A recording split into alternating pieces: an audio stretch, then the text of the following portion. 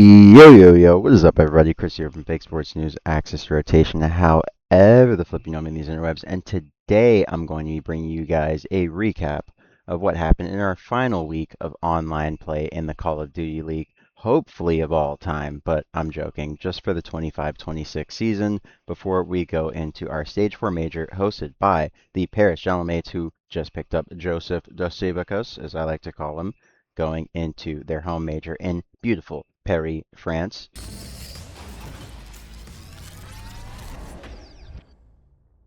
So, hope you guys enjoyed the intro. As always, if you're going to Major 4 this weekend, have fun, as Hydra said.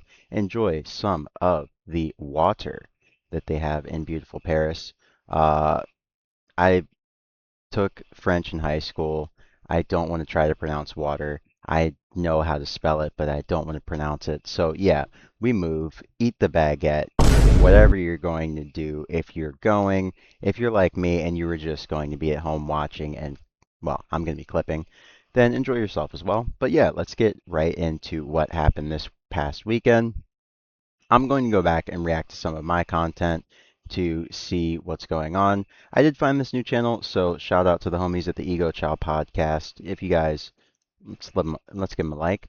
Yeah, be sure to show them some love. Seem like some great guys making some good Call of Duty content, so gotta spread the love and show love to others in our community. So, without further ado, let's get into what Christopher from the past thought was going to happen to my boys on Faze Vegas. Let's see what my thoughts were on the series. Oh wait, this is the wrong video, y'all. My B. Oops. Oopsie. That's last week's video. I'm sorry, 2 weeks ago. Here we go.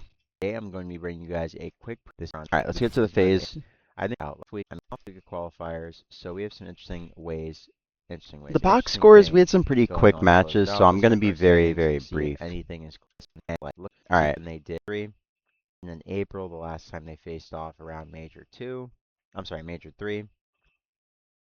So, I mean, yeah, I like Vegas here. I'm sorry, Vegas. I like Riyadh here. Should have gone Vegas. Has been looking very shaky, especially after losing to Miami Heretics, who I feel is kind of like the V1 of this Riyadh Falcons team, right? The pace that they play at is very much faster than Miami even.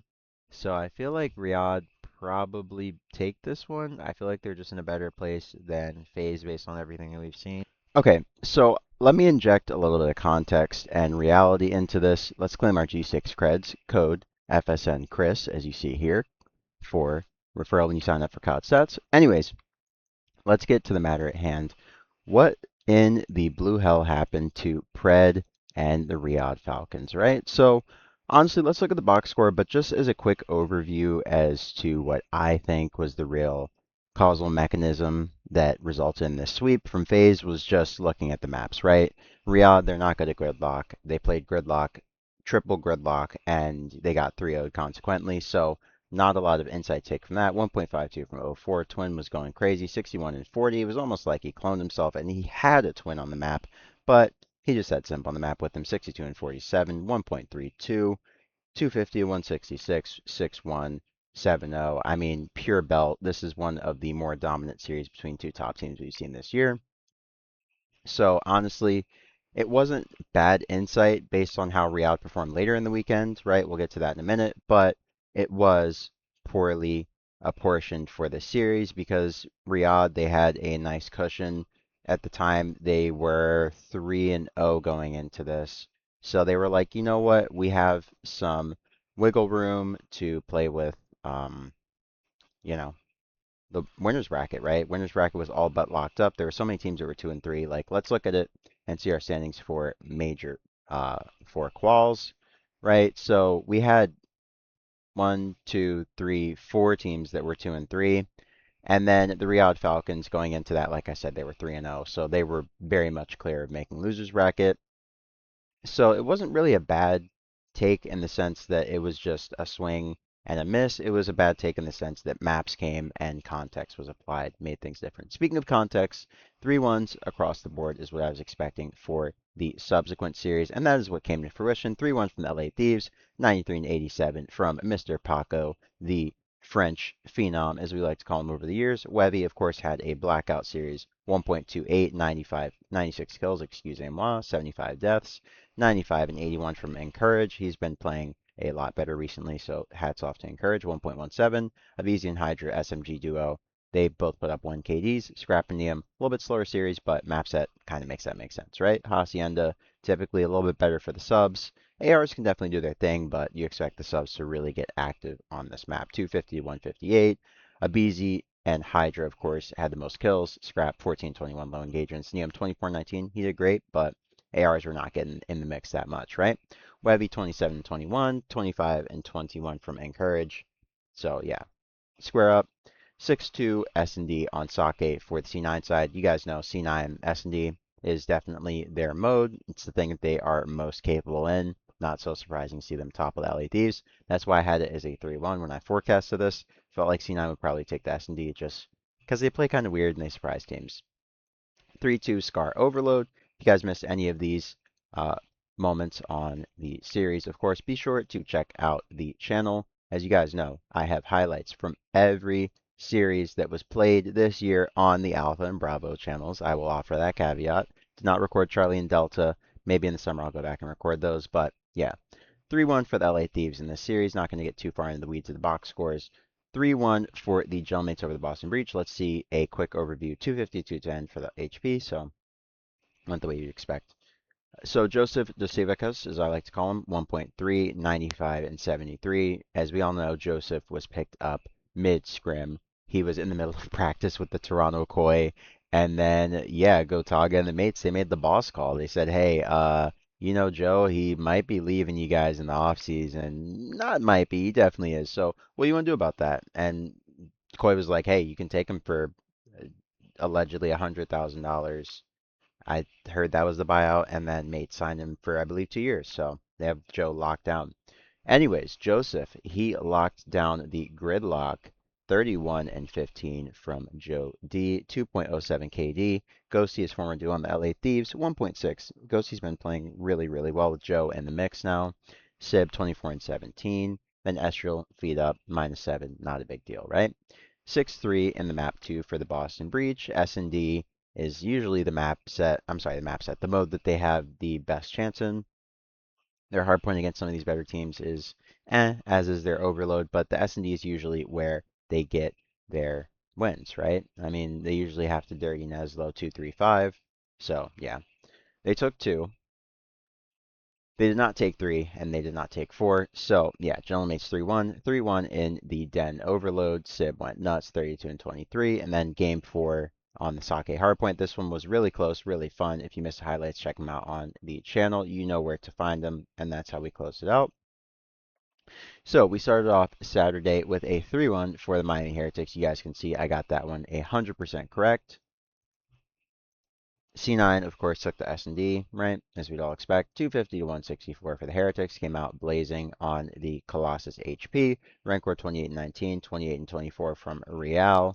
And looking at the series overview, Rancor was the series MVP. 1.28, 86 and 67 on the series.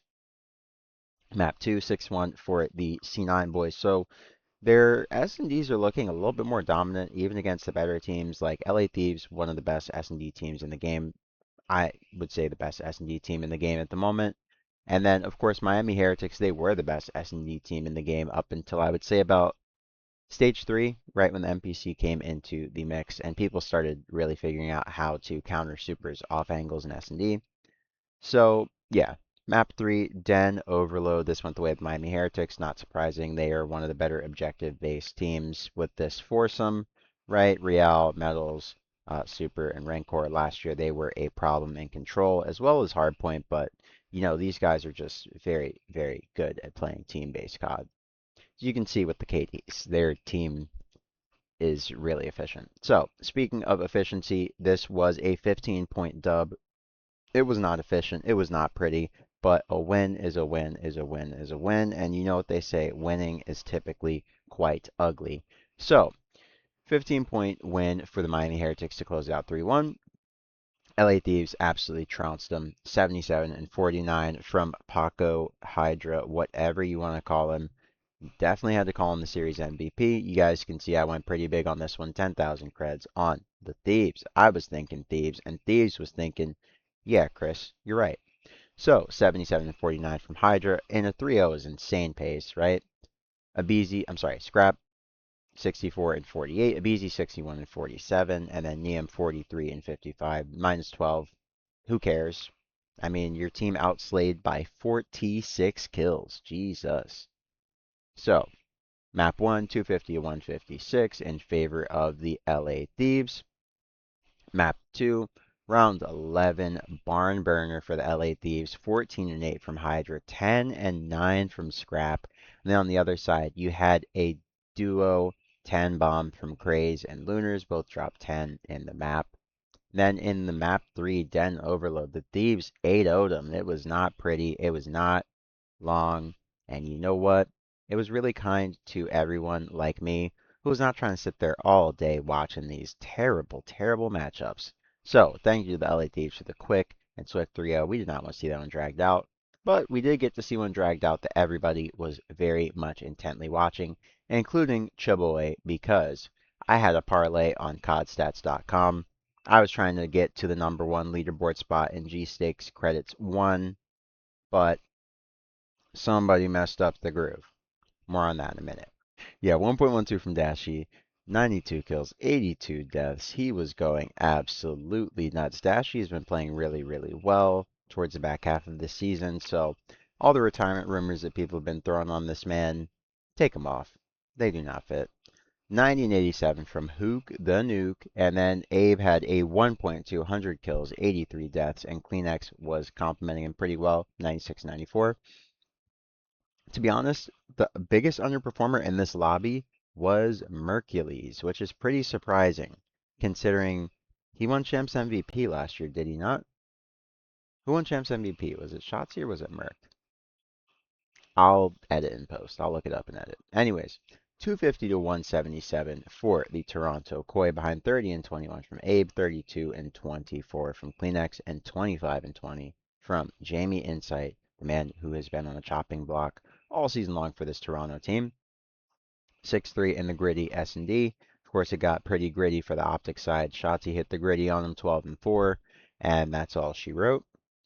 4-3 in the exposed overload. This one was really close. It could have gone either way, honestly, as you guys can see, obviously, in the scoreline, but if you watch the map, it was very, very close, very hotly contested. 250 to 208 in favor of the Koi boys, 32 and 25 from the new pickup, formerly of Vancouver Surge fame, then Toronto Koi, then Telluride Bush fame. I don't know why I said Bush. Bush fame, and now back on the Koi after being loaned out to Surge, terminated, and then picked back up by Koi after Bush had signed them to a contract. Very complicated. Abe has been around the ringer, but I'm happy to see the kid doing well. I mean, he really, really took chances on himself, and they're paying serious dividends. I'm really happy for him. He seems like a really, really nice kid. So, 34 and 28 from Kleenex. I guess he is the SMG duo, right? Kips is the AR. That makes sense. Toby moved off the flex, I guess. Anyways, they took him down in the map 4. Map 5 went to a round 11. You guys, yeah, let's check it out. This video's been a little bit long. Let's check out the round 11. This is a big series. Why not? Here we are. I hear you on that. It just seems like they're... Let's watch the whole thing in its entirety. All right. I got it perfect. For one, but Abe will find a way. Y'all hear the music? All right, let me get the quality right. I always mess this up and have it auto, but let me get it at 1080p. Bulls will rotate over towards Abe, but they're at the complete opposite site, and this entire time Abe is maintained mid-map. So as soon as that bomb plant goes down, he's gonna have a one-on-one that he has to win.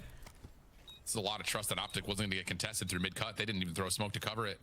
And this is the problem. You know for a fact there probably are players from Toronto on the flank. You have to kill time if you're dashing Mercules. To see if that would activate Abe on this pinch. Instead, he's gonna go back over towards mid-cut. Big first blood from Dashy. Mercules with SMG. OpTic's positioning. The thing that I liked about this round was, if you go back, you can see that Abe, he was lurking in cutout, right? And that kind of screwed Toronto with the timing. You know, they kind of play like I don't know, a little bit spread apart in these round 11s, and they always allow for someone to just make these easy reads.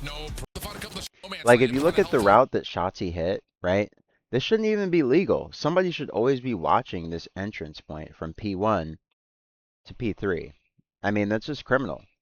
So, yeah, I mean, OpTic, that was just, honestly, them being the better team. You guys can see how that round 11 went down. That was honestly just great play calling from OpTic. They just played really, really smart, honestly. So, speaking of people who played really, really smart, you can see Celium, King Cobra, 1.31, 93 kills, 71 deaths. He went absolutely nuts. He destroyed G2 Minnesota. He destroyed my pick'ems, as you guys can see. I did not go over the Vancouver Search Series. How did I skip over that? Oh, that's next series. That's why. Okay, anyways, 93 and 71 from Cell, 95 and 79 from Pred, and on the other side, Nasty and Kremp both went even, 91 and 91 from Kremp and 79 from Nasty. Everybody else on G2, Skies was minus 19. Ooh, that's rough. And so was Envoy. Oof. Yikes. Double yikes. Honestly, this is what I've been worried about with this G2 team. When you have Skies, Nasty, and Envoy on the same team, a lot of potential for 2 to 3 of those guys to get tucked, and the game is all on Kremp's shoulders. And you know what? He's a big guy, much like myself, but hey, broad shoulders can only carry so much of a load, right? Pause. Anyways, 250 to 124 in favor of the Riyadh Falcons. They did not take a pause. Celium was absolutely playing with them. 43 and 22 from the King Cobra, the king of snakes himself. 31 and 25 from Pred. 31 and 25 from the Bulldog. And then Xnid went even. On the G2 side, Nasty only player to go positive, +3, 31 and 28. Everybody else negative. Skies 15 and 35. Good lord. Wow. 6-3 in the map 2. G2 evidently they woke up, splashed some cold water in their face, something. I mean, they got right back to it, I guess. You know, Skies, the guy who had the lowest KD, without a doubt, in the map 1, had the highest KD in the map 2. So you love to see that turnaround from Caesar. 6 and 3, 9 and 5 from Envoy, 7 and 6 from Kremp. And on the other side, Pred 8 and 7, but 3-round differential kind of doesn't matter. 4-3 was the overload score for the Riyadh Falcons. Pred took over. This is a really fun overload. If you missed it, go back and watch it.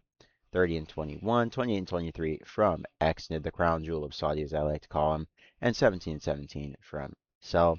On the other side, Nasty. He had a great series. I mean, he had a decent output. He went even along with Kremp, 24 and 21 in the map 3. Map 4, G2 absolutely rebounded. They got right up from the canvas after taking some really, really, really rough haymakers from the Falcons. And yeah, Kremp 29 and 18, 18 and 15 from Nasty, Skies 20 and 17, and then Envoy -9, but you still won, so who cares? They've been pretty good at Gridlock HP. And Falcons, if you see Gridlock for Falcons, just know that they're going to lose. They are really, really bad at it. They got thunderclap by Faze, then they got absolutely bodied by G2 Minnesota, so that stands out to me as a serious red flag situation. Speaking of red flag situations, let's just watch this, because this shit pissed me off. I'm trying not to curse as much on the channel because YouTube doesn't like bad words, but this shit pissed me off, dude. Because Skies, he sold not one, but 2 game 5s. I was on stream raging. I don't know if I'm gonna put the clip in here because I was going off. I'm not gonna lie. Let's just check out the Skies play, because what the fuck was this, bro? Get a little bit of context for you guys, because it's important, but like, watch this shit. Cell gets 2 mid map. I mean, just insane plays. Skies gets a freebie on Cell. Doesn't want to peek. Smart to be patient. Take your time. Chalet. He has just enough time to plant the bomb. It's 5-4. You have to plant the bomb here. You don't have a choice. The only way for you to get to a round 11 in this game 5 is to plant the fucking goddamn bomb. He's gambled wrong. Kiz is on the other side of the map. Falcons win. Look at Pred. And Pred is still wondering how it happened. Former teammate. That part doesn't take because you can see Pred. You can see him in the cams. It shows you so dead. You can see him walking through the cameras.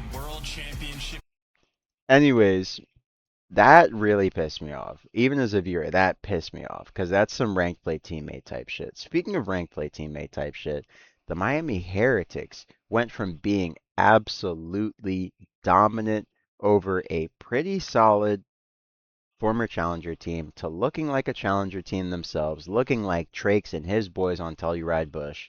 I mean, what the hell happened to Miami? This was not map vetoes either, because let's do some absolutely imperative investigative journalism right here. They played Colossus map 1 against C9. Let's spoil it early. Colossus, Den, Den, Den. What's the map set here? Colossus, Raid, Scar. Miami's a good Scar team. They're also a phenomenal raid team. This is the map that they were belting people on early in the year, especially around stage 2. You did not want to play Miami on raid. I'm quite perplexed by this development. Same thing with Scar. Early in the year, they were absolute locks on Scar Overload. So very perplexing series. I think it's a matchup thing. I think Mamba and the pace that he sets is really what transformed this Vancouver Surge team, right? More than any other player on that team. It's him being reunited with Craze, and I think Mamba's just a really underrated player in this game. The pace that he keeps is very, very crucial. So let's get into it. Nero, the hero, the emperor, whatever you want to call him, 74 and 56. Great series from him. 1.32, 1.25 from the man I was just talking about, the cowboy, Mamba, 74 and 59. Him and Nero both drop same amount of kills. Lunar's 1.09. And yeah, let's look at it. 250 to 243, 7 point HP. Be sure to check this one out. This is a fun one. Super was going nuts. 36 and 32. Real, he did really, really well. He applied a lot of pressure, but Super, I just remember that whole game. I was seeing his name in that kill feed, lighting it up. Mamba, same thing, 38 and 31, lighting it up in the kill feed, 1.23. That's how they won it by 7 points. Dude, Mamba was everything.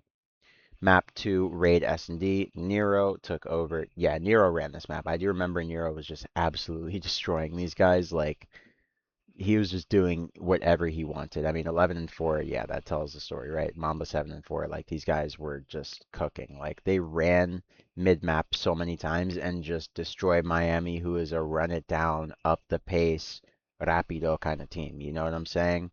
They're a straight Vamos team. Like they just go. They're on go all the time. So, speaking of people who are on go all the time, Nero and Craze, the former Carolina Royal Ravens, were on go in this one. Craze 32 and 24, and Nero 35 and 27. Then you have Mamba 29 and 24, and Lunar's 24 and 22 for the dub. Yeah, they just absolutely blitzed them. Pacing diff, skill diff. I mean, yeah, insane. They just better hope that they don't see the Vancouver Surge at Major 4 because it could be a very trying time for the Miami Heretics. They've been really in the ringer on land, and I don't see that changing if they get to face Surge on land. So, speaking of people who were in the ringer, another Game 5 for G2, another loss. I would go back to my last video and look at the insight that I had on it, no pun intended, but Koi just came to play. Looking at the map, looking at the series overview, Kleenex, the real franchise centerpiece of Toronto, no matter the name that's followed the city. I mean, this guy's put the city on his back, right? 98 97 from Toby, 1.01. The leader of this team led them to a really, really fun victory here. Nasty, this was his best series, right? This is the best series that we've seen him have since he put on that G2 jersey after Free Nasty became a declarative statement and not a question, right? We flipped it around. Nasty's free, and he's on G2, but the others are holding him back, right? Like, he's the drunk guy leaning on the lamppost. It'll support you, but it won't help you get home, Nasty. You know what I'm saying? You need Skies and Envoy to give you a little bit more often. This weekend definitely proved that Skies and Envoy, when their KDs are low, this team loses, right? I mean, that's pretty obvious, but the concern was the inconsistency of Nasty, Envoy, and Skies. From my perspective, I was not fully sold on Nasty being a plug and play from Boston Breach, a team who has been terrible. I felt like he's a great player, but I feel like he needs a system of like players who are very consistent for his like value to really shine. So his value shined here. 1.12 from Kremp, 109 kills, 97 deaths for the loss. That is tough, right? So looking at it, Gridlock went 250-185 in favor of G2. Pretty dominant win for them, right? I mean, you win by 65 seconds. That's great. 25-19 from Nasty, 33-26 from Kremp Lock, 28-26 from Envoy, and then on the other side, Insight even. 6-2 Den S&D for the G2 side. They went absolutely nuts here. They went up 2-0 in the series. They should have won the series. I'll show you guys the overload because the comeback was real. I'll watch the entirety of that. It was really one of the best comebacks we've seen. 8-3 from Nasty, 7-4 from Kremp, Envoy 7-5, and Skies 5-5. Kleenex, once again, even. Only player to stand out on the Koi side. Only player to really do decent. Map 3, Scar, Overload. Let's check it out. 31-29 from Kleenex. 29-23 from Nasty. 32-28 from Kremp. Skies, -2. Envoy, -3. So what's indicated here is that G2 outslayed them and objectively were not efficient. Let's go check that series out. Here it goes right here. Right now, and it threw off his game yesterday. Let's go to the midway point. It should be over, right? Is a problem. Nope, we're at No map way. 4. Your boy went way too far. He's going mid and Abe nearly. Alright, we're almost there, y'all. Here we go. Y'all gotta see the end of this shit. This is crazy. This shit's crazy. Alright, let's go back. Through sheer force. What I do is I clip the Skies scores is so now it the makes it a man little bit trying to easier. track him. So, yeah, they were down 3-0. They were down 3-0 with like 2 minutes to go. Can we get on the board? Is it enough to get one home? It might. So let's Yeah, but get the Skies, full context of this. Again, So shutting down all the pressure. they're in the base, right? You see Kleenex right here, number 8. EMP gets dropped. Let's see where the EMP actually gets dropped. So Minnesota has it. Kips kills he kills Envoy, I guess, right? And then was that Envoy who had the Yeah, Envoy had the EMP. He kills Envoy. Kleenex goes through. Gets 2 kills. Picks it up. Sneaky cap. Okay. Is now the man trying to the lower side spawn coming through. Kleenex is still running it in their base. From Narnia. Maybe softens it up. Kremp would have to make the 3-2. Can't quite get it done, but Kremp kills enough that his teammates now have made it in. They slay out again. Kleenex is going even crazier in their base. Score the 3rd one. What a banger! The race is on. Kleenex. They're all up in the G2 spawn. 30 seconds to play. Trying to take it here. G2's on the back foot. They're just trying to get the EMP out of their base. Maybe force OT. But let's watch where the EMP goes. Let's watch the route. They're going P2. They're going hotel. Motel, rather. 6 comes through. He gets 4. 8 collapses on him. 7 and 8 collapse on him. They run it through mid. They take the route straight to B. The guy going to B gets the cutoff. 7 gets the crucial kill. We go to extra time. Last second cap. And whoever that was, I think it was Nasty. Yeah, Nasty just couldn't get the kill on the EMP guy. That was just, he just chose the wrong person, because if he shot the EMP guy, you go straight to overtime. And then G2, you have to like their chances there if they're able to kind of stave that momentum, right? So anyways, we go down to a game 4, Den HP. Let's check that out, actually. Now, I mean, this shit got close, boy. Alright, let's check out the last hill. Just the last hill. If you guys want the full experience, you know where to find it. So let's watch the last hill in its entirety. Oh no, it's a team. Abe doesn't check the corner. Alright. 25. Let's watch how this. Have that open lane. That is now pressure on their teammates. So Koi gets the P3 time. Oh my good god. Look at Obviously we're rotating to P4. 25. No streaks here to break the tree wide open. Abe doesn't check the corner. Has one. Makes his way through, and here we go. Streaks are on. The sidewinders will not hit their mark, but the big missile might just. 2. No, it's a team. Guys gets a again. team G2, nade. the ball has been dropped. Kips is on time. Abe cleans up. Hey, no way. Kleenex might just be here calling Abe again. Still got to hold this line. Abe goes Another team kill. I was mind blown seeing that. When I saw that, I was like, there go my G6 creds. They're not winning this game 5. 245. Koi somehow holding last chance G2 through the rooftops. The damage is dealt, and Koi. By God, these teammates. So yeah, let's go to the end of this S&D and see how it goes down, y'all. Let's watch this. Let's watch the last 2 rounds, because this is the last interesting matchup, really, of the season and of the weekend. So let's just check this out in its entirety. Let's watch. Salvage the round for Koi. So we'll check out rounds 10, and we'll check out round 11. Insight, only intel on Skies up top. So you have a 3v2 for Koi. You know that should be a pretty free win And if you got a bomb with for an NPC, G2, where right? do you go? You're praying kills fall into your lap. Well, there's some damage. Abe gets one. To everybody. Maybe he needs to take the exit route to go to his teammate. Insight right now is just not involved. Prayers answered. 25 seconds. I'm not gonna lie, the round 11 should piss me off. Time to plant this. Insight will do what he can to close up that angle of the map, and now it's on Abe. A 5 spree of his own. It is the young rookies now. Nasty. Nasty gets 1. Puts you within reach for round 11. It's a 1v1. Nasty versus Insight. We all know who we're It's the taking in this best one, of right? Britain.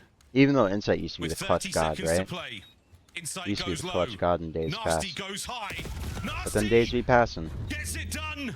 So Nasty wins the 1v1, forced round 11, of course, you guys just You saw. hear the trophies, you know the players are here. It's all The Dark happening. Prince Transition gets doesn't happen in stunned. this situation. But again, numbers here for Koi. The Dark Prince has a light screen. Nasty Nasty gets the again. first One blood. first blood, Kips is So gone. what happens? Barked for that. You have a 4v3 advantage. You know where they all have to be. You know they're all funneling in towards A because clearly you found the guy lurking at B. That dead call too. So much pressure on the Koi boys. So how do they lose this? Abe Closing ranks. Nasty yet again. gives Looking some to find a kill info. through the middle of You the got the map. guy Clean right space. here Safe. Envoy throwing in shoulders, the desperately side. looking for Abe gets a advantage. Abe freebie on finds the Kremp. advantage. He just Envoy is absolutely alive. plucks him. Envoy's alive. Kleenex, Through patient mid. play, gets And Sky nasty. somehow stays alive. They should have grouped up and played Envoy together with the since they were on coverage. You've been offense. evicted from the bomb site G2. 25 seconds on the clock. They were Go. just so Nowhere spread to out go, as a nowhere to team. run. It just Insight's got it covered. You're gonna be trapped. Kleenex there for the next one. We have escaped through the smoke into the bomb. Then you go for the Do they plant. let this No go one's down? watching the Might planter. do. This Late pissed me final off. kill. I was like, Skies, what are you doing? Slides through, guns it. Kleenex from the outside. Toronto Koi. So yeah, that's how that went down. Absolutely shambolic performance from Caesar Skies in back-to-back Game 5 situations. The first time he choked the round 9 potential clutch to force the round 11. Didn't even give himself a chance to win it. He just let it go to time and let it expire.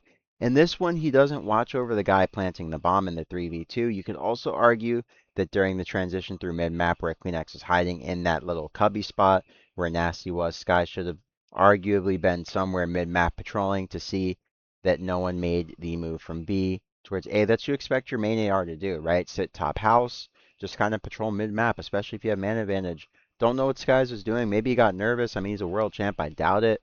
I think they were just plays that he made that were questionable that maybe go his way in a different scenario, but it was not that scenario. So, speaking of that scenario, you guys can see I thought it would be a 3-2 for FaZe Vegas over Carolina Royal Ravens. I thought that they would have a pretty competitive series. This was, of course, before we found out that Standy was being replaced by Knox. So I thought that Standy and the Ravens would be really competitive with FaZe. But yeah, I thought that FaZe would ultimately take the dub. They obviously went and 3-0'd these guys, and it wasn't close. So yeah, new player, not really a lot to expect there, right? 1.27 for Abuza, 52 and 41. And then, yeah, everybody on FaZe, positive KDs. Lurks, only player to go positive on Raven, 61 and 56. 250 and 94 on the Sake HP, Simp 24 and 16, etc., etc. All green for FaZe. Round 11 against the Ravens, not really that surprising. You know, Knox being a Saudi player, they're really good at S&D. 14 and 9 from Lurks, 8 and 6 from Knox, 6 and 6 from Exceed, and 5 and 8 from Fire. Then 10 and 8 from 04, and 6 and 6 from Booza. Also, it's just a game of responses here, right? Like, they have no experience playing Carolina with Knox in place of Standy. So, yeah, it was definitely just a game of, like, responses, like I said, because they were just seeing represented itself. They don't know how Knox plays, and they definitely don't know how New Carolina plays with a new player. So, 5-2 was how the regular season actually ended online. FaZe closed it out very decisively, major 3. Scar, Overload, Abuza 1.2. I think the season started with the Faze match too, didn't it? 24 and 20, 26 and 22 from Simp, 25 and 22 from Draws, and 04, 24 and 26. Then on the Royal Raven side, Lurk's the only player to go positive along with Exceed, who went even. And yeah, that's how we close out the CDL season online. So yeah, all we have left remaining is the upcoming Stage 4 Major, which does not start on December 31st. It starts on Friday. So yeah, be sure to stay tuned to the channel for my preview of that later this week. I'll also be doing a video looking at why OpTic has not been able to hoist one in the Big 26. So yeah, guys, hope you have a great morning, noon, or night. Like I always say, hope you enjoyed this video. This one was a little bit longer. Just wanted to go in depth. It's our last week. And yeah, let's check out one last thing. I want to see what the first series of the year was. Let's go to the CDL 2026 With that trophy. It's history! right? Let's see what the first match of the season was. Okay, I have so many videos, I can't even see all of this in like the preview. I have to actually go to the full playlist. Alright, let's see the full playlist. Wow, I have a lot of videos. Alright, so let's see. They added. No, I messed it up. I messed it up. Oldest. Simp versus Abizi to kick off the season. So the first match of the season was a Faze Vegas match. And the last. Yo, what is up? Drop. Slash was playing at the start of the year. Okay, I expect them to get a map song. The first match of the season was Riyadh versus OpTic Texas. So FaZe Vegas was the last match of the first day, and they were the last match of the last day. Okay, well, I have my answer to the consistency there. Kind of odd that they started the season playing the last match of the first day, and they end the season playing the last match of the last day. So, yeah. Also interesting to see that when we started the season, the Paris General mates were still called the Los Angeles Gorillas mates in December. So yeah, it's just kind of an interesting Easter egg that like you find these different things when you go back in time and look at like preserved pieces of content in the archive. That's why my channel, I love having it here and just feeding the library because it is kind of interesting to see how things play out over time and just to track it, right? Just from my own perspective, it does make it really fun to like navigate the CDL landscape as someone who's been preserving my POV. So, hope you guys enjoyed this video. If you did, be sure to like, comment, subscribe, and share it with someone else who you think might find this content niche or my type of content and my approach to it exciting. As you guys can see, your boy has been on the absolute grinderini this year. 326 videos in the CDL 2026 playlist. So yeah, thanks to everybody who's come on to the winning side over here. Over this year, I think we've gained about 75 subs on the channel. Thousands and thousands of views. And yeah, I really appreciate all the love and support, guys. Long form has been going crazy this year. And I really appreciate all the love and support that you've shown to the channel, no matter who you are and how you have intersected with what I do. So yeah, I hope you guys have a great morning, noon, or night, wherever you may be on this beautiful planet. And I will catch you guys probably tomorrow with I guess the OpTic video maybe. Maybe it'll come out on Wednesday. I'm going to need to take a little bit more time because this is my first time doing something that ambitious. So yeah, see you guys then. Hope you enjoy it. Once again, this is Fake Sports News, or Exploitation, however the flip you know these interwebs. I'll see you guys on the next one. Peace.